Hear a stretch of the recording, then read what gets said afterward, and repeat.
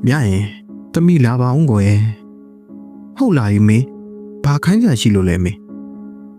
The me peo to me topo with a maque. A make only take me chilo to an I me met him. Tajan dinner or the me topo be like baque. Okay, me, the me topo like ba me.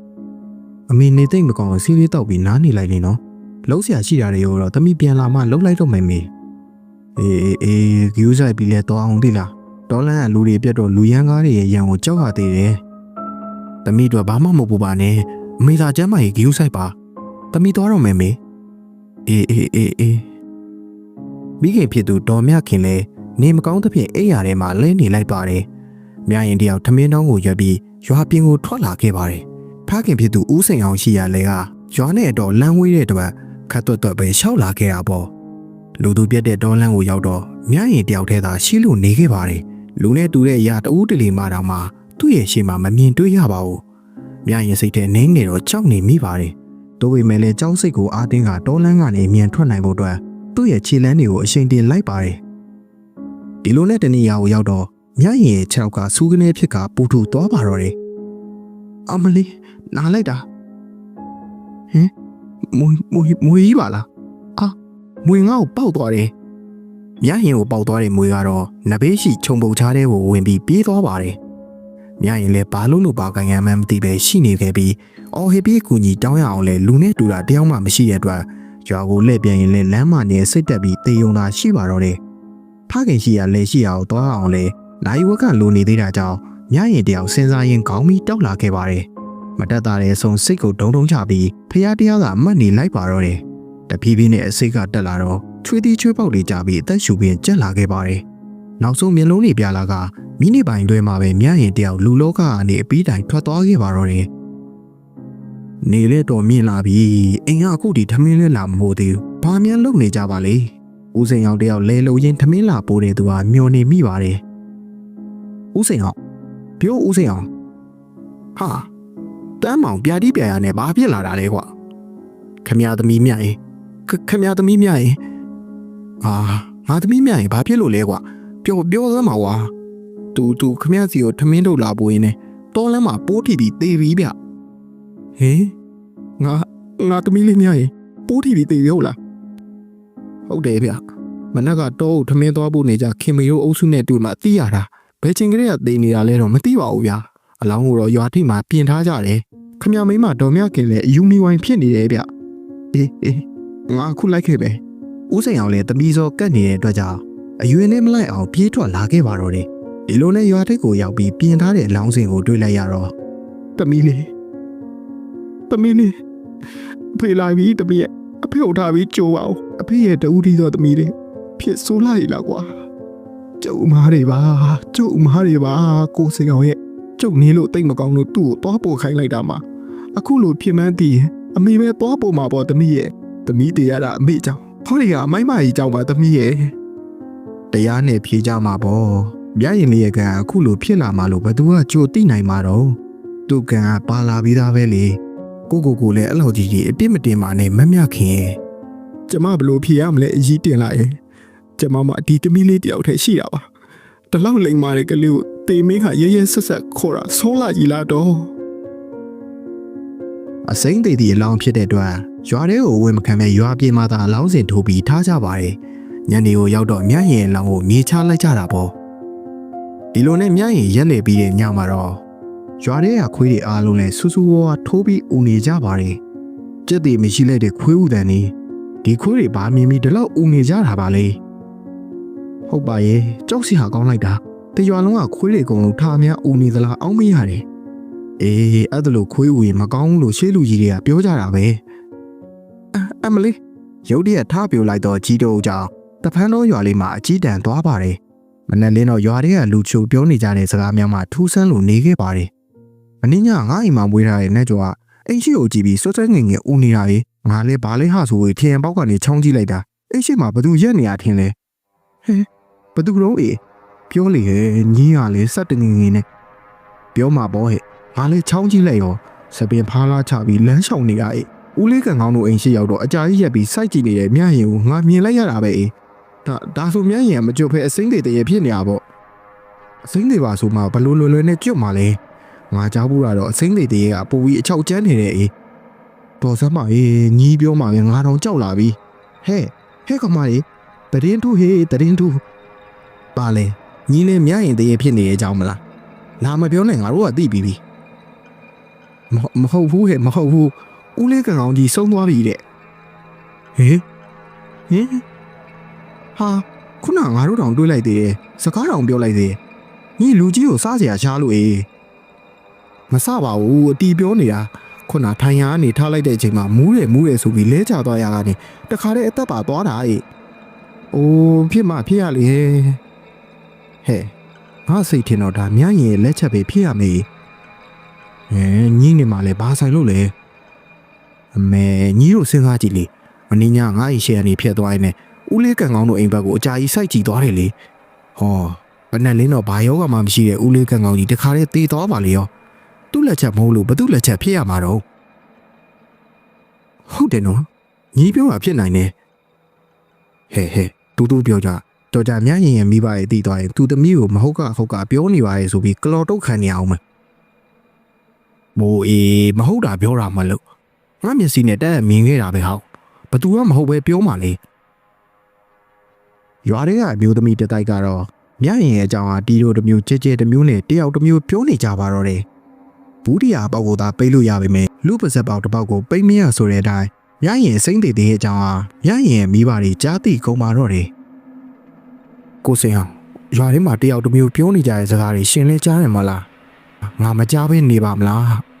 ငါတို့သမီးလေးကိုမဟုတ်ကကြီးပြောပြီးအပုတ်ချနေငါနင်းလေးမှတီးမခံနိုင်ဘူး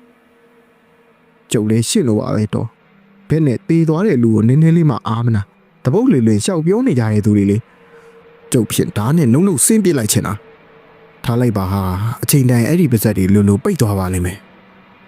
သွားလေသူငါသမီးလေးတိတ်ကိုကန်ဆိုးတာပဲကွယ်ငယ်ရွယ်နဲ့ဆုံးမရတယ်လို့ဆုံးပါပြီးပြန်တော့လေလူတွေရဲ့မကောင်းပြောခြင်းကိုခံရပြန်လေအော်အမေသမီးလေးရဲ့မငိုပါနဲ့မြခင်ဟာမင်းငိုနေတာကိုတမလွန်ကငါတို့သမီးလေးမြင်သွားရင်စိတ်မကောင်းဖြစ်နေပါမဲကွာတိတ်တော့နော်တိတ်ဦးစိန်အောင်လေဇနီးဖြစ်သူမြခင်ကိုမျက်သိစကားဆိုရင်လူကိုယ်တိုင်ကပဲမျက်ရည်များကျလာပါတော့တယ်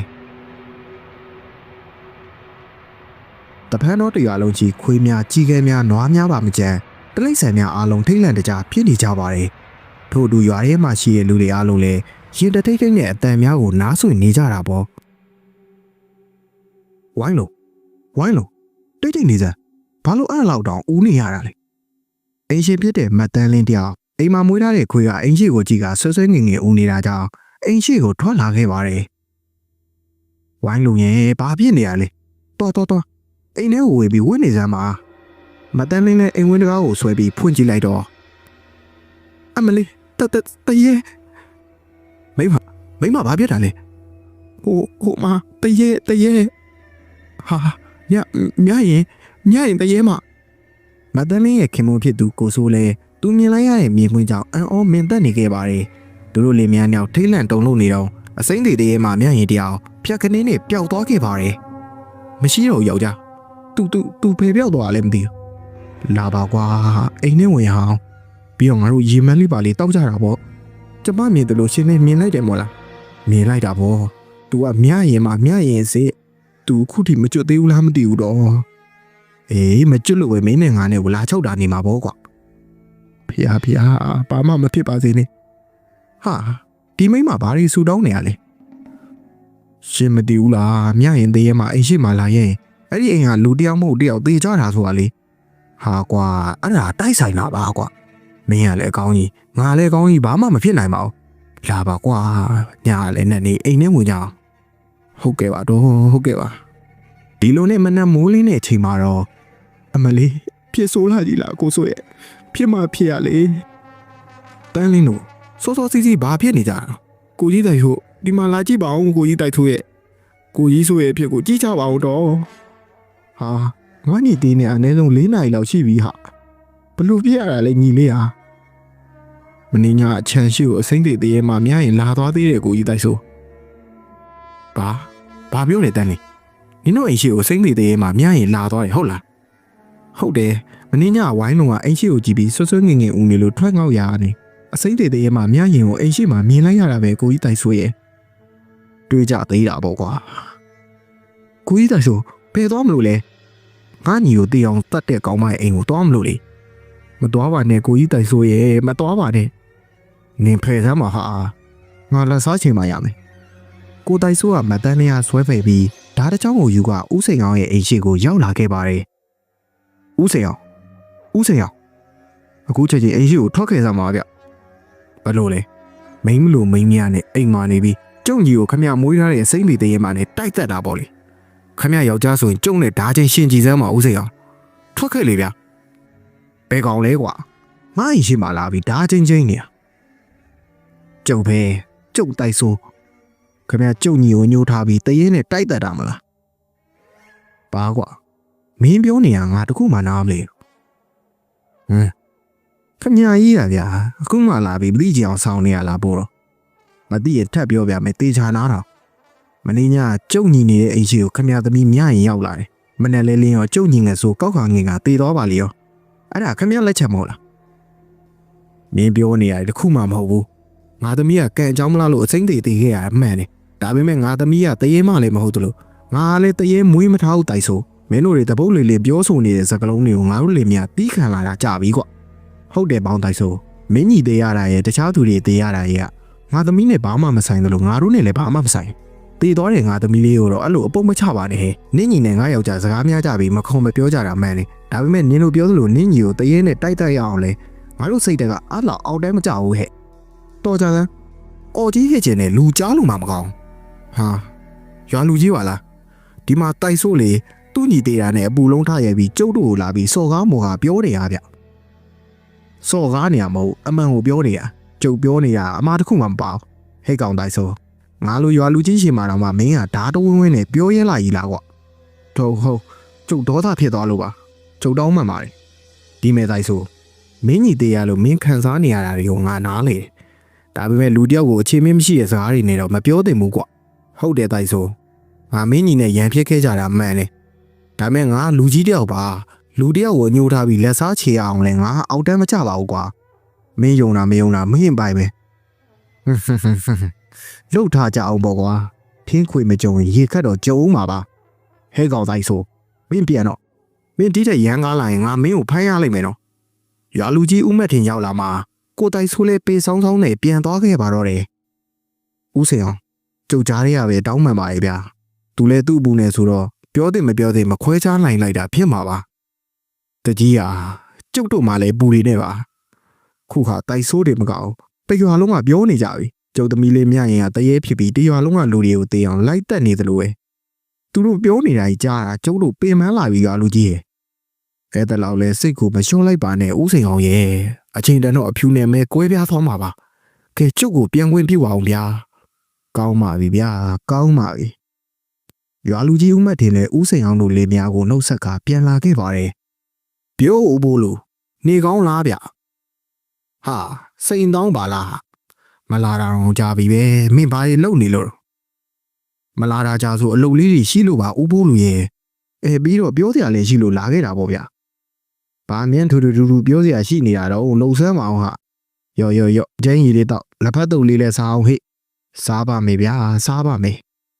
ဦးဘိုးလူချပေးတဲ့လက်ဖက်တုပ်ကိုတစွန်းစားလိုက်ပြီးရေနွေးချမ်းကိုတစ်ကြိုက်ကြိုက်လိုက်ပြီးရဲ့နောက်မှာတော့စိန်တောင်းကစကားစားလိုက်ပါတယ်ဒီလိုဦးဘိုးလူရဲ့အခုတလို့ရွာထဲမှာအော်တောင်းနေဖြစ်နေကြတယ်ဗျဟေးဟုတ်လားပါရီမြန်ဖြစ်နေကြလို့တော့ကွာရွာထဲကဦးစိန်အောင်ကိုဦးဘိုးလူသိရင်မို့လားအေးသိတယ်လေကွာတလို့ကတော့သူတို့သမီးလေးစုံသွားတာကြားတော့မကြသေးပါဘူးပြဿနာသူတို့သမီးတွေမှာစတယ်လို့ပြောရမှာပဲဦးဘိုးလူရဲ့ဟာဘလို့တော့ကွာဦးစိန်အောင်ရဲ့သမီးမြရင်ရက်လေပြီးရဲ့နောက်ညတွေမှာညာတိုင်းဆိုလို့ရွာတွေကိုတရေမအဖြစ်နဲ့ဝင်လာတယ်လို့ပြောနေကြတယ်သူရွာတွေကိုဝင်လာပြီဆိုလဲဒီရွာလုံးကခွေးတွေထအူလိုက်တာများကျုပ်စရာကောင်းလိုက်တာဗျာခွေးဦးတန်းတော့ငါလေးကြားပါတယ်ဟာဆက်ပြီးပြောသမ်းမှာပါဒီလိုဗျညရင်အဲ့ဒါလိုရွာတွေကိုဝင်လာပြီးသူရဲချင်တဲ့အိမ်ရှိကိုရောက်ရင်ကြာကြီးရက်ကြည့်ပြီးမှပြင်သွားတတ်တာလေဟောနောက်နေ့ရောက်တာနဲ့ညရင်ရဲကြီးခဲ့တဲ့အိမ်ကလူသေးတာပဲဦးဘိုးလူရေမနေ့ကတော့တိုက်ဆိုးရဲ့ညီငယ်ဆိုးလဲညရင်လာရက်ပြီးနောက်နေ့မနက်မှာသေးပါလေရောဗျာဒါနဲ့တိုက်ဆိုးလဲသူ့ညီသေးရတာညရင်ကြောင်ဆိုပြီး မြရင်မိဘတွေနေတဲ့အိမ်ကိုသွားပြီးဓာတ်တစ်ချောင်းနဲ့တောင်းချမ်းပါလေရောဗျငါကလည်းရန်ညိုးကရှိထားကြတယ်မလားသူတို့ဖြစ်နေတော့ရွာလူကြီးရောက်လာတော့ပွဲပြီးသွားတာပြောဒီလိုနဲ့ပြဿနာကြီးဖြစ်ပြီးရွာထဲမှာပိုးပြီးပြောစရာဖြစ်နေကြပြီပေါ့ဗျာမြရင်ကရွာကိုခိုက်တဲ့တည်းရဲ့မှာသူ့ကြောင့်နေတိုင်းတအိမ်မဟုတ်တအိမ်ကလူတယောက်သေနေကြတယ်ဆိုပြီးမြရင်ဆိုတဲ့အခိုက်အမာကြောင့်ဆိုပြီးအားလုံးကပြောနေကြတယ်ပြီးတော့ကိုယ့်အိမ်ကိုဘယ်ချိန်လာရက်မလဲကိုယ့်လည်းဘယ်တော့ကြမလဲဆိုပြီးရေဓမ္မမနဲ့ကြောက်နေကြတဲ့ဦးဘိုးလူရဒီအကြောင်းတွေကိုဦးဘိုးလူမသိဘူးမလားမသိပဲနေပါမလားကွာငါလည်းရွာလေးရောက်တဲ့အခါဒီအကြောင်းကိုကြားမိပါတယ်ကွာဝင်ပြီးတော့မမေးဖြစ်ပါဘူးကွာဒါနဲ့တချို့ပညာသည်တွေကအကြတာအစားသိရလေဦးဘိုးလူကြဘာမှမသိဘူးလားအေးတချို့ပညာသည်တွေကဘာလို့အကြတာအစားသိလဲဆိုရင်သူတို့ကတရေတစီတွေမွေးပြီးစုံစမ်းခိုင်းကြတာဟုတ်ကွာသူပညာနဲ့သူဆိုဘယ်သိမလဲအေးတခုတော့ရှိတာပေါ့အကြမြင်တက်တွေပွင့်နေတဲ့သူဆိုရင်တော့ဘယ်သူမှမပြောလဲသိနေတာပေါ့ကွာငါသိတာရွာကိုရောက်လာပဲဆုံးကဝေးတွေအောက်လန်းဆရာတွေဆိုရင်တော့ငါကြိုပြီးသိတယ်စကားဆက်ပြီးပြောရရင်မြရင်လောင်းကရွာကိုခိုက်နေတာတော့အမှန်ပဲဟင်ဒါဆိုရွာထဲကလူတွေပြောနေကြတာအမှန်နေပေါ့နော်မှန်တဲ့လောက်တော့မှန်ပါလိမ့်မယ်ကွာဒါဆိုလူတွေတနေ့တယောက်သေးနေတာကိုရက်လို့မရဘူးလားဦးဘိုးလို့ရတော့ရတယ်ဒါပေမဲ့ဘယ်ရာအစသလဲဘယ်ရာမားသလဲဆိုတာကိုတော့တေချာသိအောင်လုံးမရမယ်ဘလူမျိုးလဲဦးဘိုးလို့ငါတင်ပြောရရင်တော့အလောင်းမြုပ်တဲ့အခါမှာအနေထားမှာပြီးမြုံမိကြတာဖြစ်လိမ့်မယ်လူတွေကောင်မြုပ်တာပဲဗျာဒီတိုင်းမြုပ်လိုက်ရတာပဲမဟုတ်လားမရဘူးဟာစိန်သားကလူမှလည်းလူစည်းကမ်းရှိတယ်လို့တင်းချိုင်းမှလည်းသူစည်းနဲ့သူရှိတယ်ကွာတခုခုမားနေလို့သာဒီလိုတွေဖြစ်နေကြတာဒါဆိုဘာလို့သိလဲဦးဘိုးလို့ဖြစ်နိုင်ကောင်းမလေးရဲ့အလောင်းကိုပြန်ပြီးတူးကြည့်ရှင်တယ်ကွာဒါပေမဲ့လည်းကိုယ်စိတ်သဘောအရတူးလို့လည်းမရဘူးမိဘတွေရဲ့စိတ်ဆန္ဒခွင့်ပြုချက်ကလည်းလိုသေးတာဟုတ်ကွာဒီလိုလုပ်ရင်မကောင်းဘူးလားဟေးဘယ်လိုမျိုးလဲရွာလူကြီးဦးမတ်ထင်ကိုကြိုးချောင်ပြောပြမယ်လေပြီးရင်မြရင်မိဘတွေစီသွားပြီးခွင်တောင်းကြည့်ကြမယ်လေရွာလူကြီးတာကျုပ်တို့ဘက်မှာပါရဲ့ခြေနေကမစိုးဘူးဗျအေးမင်းပြောတာနီးလန်းကြတယ်ကဲဗျာဒါဖြစ်အချိန်ဆွဲမနေပဲခုပဲသွားကြရအောင်ဗျာဦးဟိုးလူပါတော့ပိုကောင်းတာပေါ့ဗျအေးငါလိုက်မှဖြစ်မှာလာသွားကြလို့ဦးဘိုးလူနဲ့ကိုစိန်တောင်းလဲရွာလူကြီးဦးမတ်တင်အိမ်ကိုရောက်လာခဲ့ကြပါတယ်ပြောရွာလူကြီးဟာဦးဘိုးလူနဲ့စိန်တောင်းပါလားလာအိမ်ပေါ်တက်ကြထိုင်ဟောဦးဘိုးလူရေမလာစဘူးအလာထိုးလို့ဘာကိစ္စများရှိလို့လဲဗျဦးဘိုးလူပဲပြောပြလိုက်ပါဗျာဒီလိုရွာတကြီးရဲ့အခုတလို့ရွာထဲမှာမြရင်ကြောင်ပြောနေကြတာရွာလူကြီးလည်းတီးပြီးဖြစ်မှာပါအခုဖြစ်နေတာကိုကြီးအဖြစ်ရွာခိုက်နေပြီရွာလူကြီးပြောရရင်ဒီလောင်းကရွာကိုခိုက်နေတာပဲဗျဟုတ်ပါမလားဦးလူရဲ့စိန်အောင်လို့ကြားရင်မကောင်းဘူးနော်ကျုပ်တွေ့ကြုံရဆိုရင်မမားနိုင်ဘူးလူကြီးရဲ့မြရင်လောင်းကိုပြန်တိုးပြီးကြည့်လိုက်ရင်တော့အဖြစ်တစ်ခုတော့ရလိမ့်မယ်ထင်တယ်ဆိုလိုတာကျုပ်စီမှာလောင်းတူဖို့ခွင့်လာတောင်းတာလားရွာလူကြီးစီကတော့မဟုတ်ပါဘူးဗျာမြရင်လေးရဲ့မိဘတွေစီကပါရွာလူကြီးကဒီကိစ္စမှာပါမယ်ဆိုရင်ဦးစိန်အောင်တို့ကအသာတကြီးခွင့်ပြုကြမှာပါဒီတော့ကျုပ်ကခမရတို့နဲ့လိုက်ပြီးခွင့်တောင်းပေးရမယ်ဆိုတော့ဟုတ်ပါတယ်ရွာလူကြီးကန်ဒါဖြစ်လေသွားကြတာပေါ့သူ့မိပါတယ်ခွင့်မပြုရင်တော့ကျုပ်လည်းမတက်နိုင်ဘူးနော်ဟုတ်ကဲ့ပါဗျာသွားအောင်ဗျာ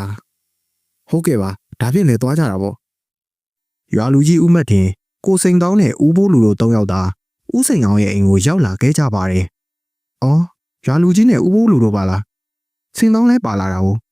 ထိုင်ကြပါရှင်ထိုင်ကြပါကိုစိန်အောင်ကတော့အိမ်ပေါ်မှာတုံးလုံးလဲနေရဲ့ခဏတော့ကျမသွားခေါ်ပေးမယ်ကောင်းပါပြီမမြခင်ကိုစိန်အောင်ထပါအောင်တော့ရွာလူကြီးနဲ့ဦးဘိုးလူတို့အိမ်ကိုလာနေတယ်ဟေးဟုတ်လားလာပြီမိမရဲ့ရွာလူကြီးနဲ့ဦးဘိုးလူတို့လာတယ်ဆိုတော့ဘာကိစ္စများရှိလို့လဲမသိဘူးတူတူနဲ့လိုရင်းပြောရင်စိတ်တော့မရှိပါနဲ့ဗျာကျုပ်ပြောမယ့်စကားကိုစိတ်အေးနဲ့တေချာနားထောင်စေခြင်းနဲ့ကိုစိန်အောင်ဟုတ်ကဲ့ပြောပါရွာလူကြီးအားမနာပါနဲ့ဗျာဒီလိုဗျအခုတလောရွာထဲမှာနေစဉ်ရက်ဆက်ဆိုသလိုတရင်တယောက်သိနေကြတာကိုစိန်အောင်လည်းသိမှာပါရှင်းလင်းပြောရရင်တော့ဗျာကိုစိန်အောင်ရဲ့သမီးမြရင်သေးပြီးနောက်ပိုင်းမှာအခုလိုတွေဖြစ်လာတော့မြရင်လေးကိုမြေချတဲ့နေ့ကအမားတစ်ခုလှုပ်ထားကြသလားဆိုတာကိုဖြေရှာဖို့မြရင်ရဲ့အလောင်းကိုပြန်တူးခေါ်ဝင်ပြုတ်ပါလို့လာပြီးခွင်တောင်းရတာပါရွာလူကြီးပြောတာကိုကျုပ်လက်ခံပါတယ်ဒီလိုဖြစ်မျိုးရှေးလူကြီးသူမတွေပြောဆိုကြဘူးတာကြားဘူးတယ်သမီးလေးမြရင်မြေချတဲ့အချိန်တော့ကျုပ်တို့လေးများလည်းမရှိနေခဲ့ပါဘူးဘာလို့လဲဆိုတော့ကျုပ်တို့ကခံနိုင်ရင်မရှိတာနဲ့အိမ်ကိုပြန်လာခဲ့ကြတာမြေချတဲ့အချိန်ဘာတွေများဖြစ်ခဲ့ကြလဲဆိုတာတော့မသိလိုက်ပါဘူးကဲဒါဖြစ်ရင်တပါးတဲ့ကျုပ်တို့နဲ့လိုက်ခဲ့ပါလားကိုစိန်အောင်ခမရပါတော့ပိုကောင်းတာပေါ့လိုက်မှာပေါ့ဗျာလိုက်ရမှာပေါ့ကဲညခင် မင်းရောလိုက်ခင်မလားလိုက်မှာပေါ့ရှင်သမီးလေးကိုခဏလောက်ဖြစ်ဖြစ်မြင်ခွင့်ရရင်တော်ပါပြီကန်ဒါဖြင့်သွားကြတာပေါ့စိန်တောင်းရေရွာထဲကကာလာသားနင်းငယ်လောက်ကိုခေါ်ခဲ့စမ်းပါကွာမြေတူးတာပါညာခိုင်းစရာရှိလို့ငါခေါ်ခိုင်းတယ်လို့ပြောလိုက်ကြလားဟုတ်ကဲ့ရွာလူကြီးကဲကျုပ်တို့ကတော့တင်းချိုင်းကုန်းကိုရင်သွားကြတာပေါ့မကြမီရွာတင်းချိုင်းကိုရောက်လာပါတော့တယ်တပန်းရွာကာလာသားများကလည်းပေါက်တူးပေါက်ပြားခေါ်ပြားတို့နဲ့ကိုစီကိုင်းပြီးတင်းချိုင်းကုန်းကိုလိုက်လာခဲ့ကြပါတယ်ဟဲ့ကောင်လေမြင်မြန်တူးကြကွာဟုတ်ကဲ့ရွာလူကြီးယောက်ျားသား၄-၅ယောက်ခန့်ဝိုင်းတူးလိုက်ရမှာမကြခင်မြရင်ရဲ့ရုပ်လောင်းကပေါ်ထွက်လာခဲ့ပါတယ်ရွာလူကြီးအလောင်းကိုကြည့်ပါဦးဟာကွာရွာလူချင်းနဲ့ရွာသူရွာသားအချို့လဲမြရင်ရဲ့လောင်းကိုမြင်ပြီးအံ့ဩသွားကြပါတယ်ဘလို့ဖြစ်ရတာလဲမြရင်ကိုမြင်ချတော့ကဘသူတွေပါလဲအောင်မောင်းရဲ့တိမ်ဦးရဲ့ကွားတို့ရဲ့ပါရွာလူကြီးဟေးအခုဒီကောင်တွေပဲမှာလဲကျွန်တော်တို့ဒီမှာပါရွာလူကြီးမင်းတို့ကွာမင်းတို့ဘလို့လောက်ကြတာလဲအလောင်းကိုမြင်ချပြီးဒီတိုင်းပြီးတော့လဲဆိုပြီးလောက်ကြတာလားမဟုတ်ပါဘူးရွာလူကြီးရဲ့အဲ့ဒီနေရာကျွန်တော်တို့မူးနေလို့ဖြစ်သွားတာပါတော်တယ်စင်ကြီးပေးမနေနဲ့မူယူနဲ့လှုပ်ချင်တယ်လို့လှုပ်အခုတော့မဖြစ်တဲ့နိုင်ဖြစ်ရပြီအဓိကတရားခံကမင်းတို့ပဲကြုံမပြောဘူးလားရွာလူကြီးရဲ့အလောင်းကိုမြင်ချတော့ကတခုခုမားနေလို့ရွာခိုက်နေတာပါလို့ဒါကြောင့်တနေ့တည်းအကြောင်းရင်းမရှိပဲဘာယောဂမှမရှိပဲတီးနေကြတာဒီမဲ့မင်းတို့မသိမချင်းမှတ်ထားကြအလောင်းကိုဘယ်သောအခါမှတစောင်းနေထားနဲ့မမြုပ်ရဘူးကွာပိုပြီးဆိုးတာမင်းတို့မြုပ်လိုက်တာကြီးစမ်းအလောင်းရဲ့မျက်နှာရွာဘက်ကိုလှည့်နေတာမသေးပဲနေပါအောင်မလားရွာမခိုက်ပဲနေပါအောင်မလားတင်းချိုင်းဆိုတာသူ့စီးနဲ့သူရှိတယ်ကွာမင်းတို့မြင်မှတ်ထားတော်သေးတာပေါ့ကွာဥဖို့လူရှိနေပြီလို့သူပြောတဲ့အတိုင်းသာမလုပ်ရင်တနေ့တယောက်သေးကုန်လို့ရွာမှာလူရှိတော့မှတော့မဟုတ်ဘူးကျုပ်တို့မှားပါရဲ့ရွာလူကြီးအကုန်လုံးကိုလည်းတောင်းပန်ပါရဲ့နောက်ဒီလိုမျိုးမဖြစ်စေရပါဘူးအေးဖြစ်ပြီးမှတော့ဘာမှလည်းမတက်နိုင်တော့အခုမြရင်အလောင်းကိုပုံမှန်တိုင်းမြေချပေးလိုက်ကြဟုတ်ကဲ့ရွာလူကြီးအောင်မောင်သိန်းဦးနဲ့ကွာတို့၃ယောက်သားမြရင်အလောင်းဟာပလက်အနေထားပြင်ပြန်လေးပေးပြီးမြေပို့လိုက်ကြပါတော့တယ်သမီးလေးဖြစ်လေအပေါ်တိုင်းမှာဒီလိုအဖြစ်မျိုးမကြုံပါစေနဲ့လို့အမေဆူတောင်းပေးလိုက်ပါတယ်ကဲအားလုံးပြီးဆိုတော့ရွာကိုပြန်ကြတာပေါ့နေုံရွာလူကြီးကြုံမာကြရှိသေးဘာများလဲဥဖို့လို့ဒီလိုပါရွာတွေကလူတွေကလည်းစိတ်တန်တော့အောင်မကြွသေးတဲ့ဒီမြရင်လေးလဲတာရုခေါ်နိုင်အောင်တန်ဃာတော်၅ပါးပြင်ပြီးပေးရည်ကိုသင်္ကန်းကပ်ပြီးရေသက်ချအမျှဝေလိုက်ကြပါဒါမှလည်းမြရင်လဲတမလွန်ကနေတာရုခေါ်နိုင်လိမ့်မယ်ဥဖို့လို့ပြောရမှန်းတယ်ကျုပ်စီစဉ်လိုက်ပါမယ်ဥဖို့လို့ပြောတဲ့အတိုင်းတန်ဃာ၅ပါးပြင်ပြီးရွာရဲ့ပက်လက်အားပေးရည်များရွတ်ဖက်လိုက်ပြီးတော့ရွာကိုတန့်ပစ်လိုက်ကြပါတယ်အားလုံးပြီးတော့ရဟန်းများကိုသင်္ကန်းကပ်ပြီးမြရင်အားရည်စုအားအမြတမ်းပေးဝေလိုက်ကြပါတော့တယ်ဥဖို့လူပြောတဲ့အတိုင်းလှုပ်ဆောင်ပြီးရဲ့နောက်ပိုင်းမှာတော့တဖန်းရွာလေးဟာလည်းပြန်လေအေးချမ်းသွားခဲ့ပါတယ်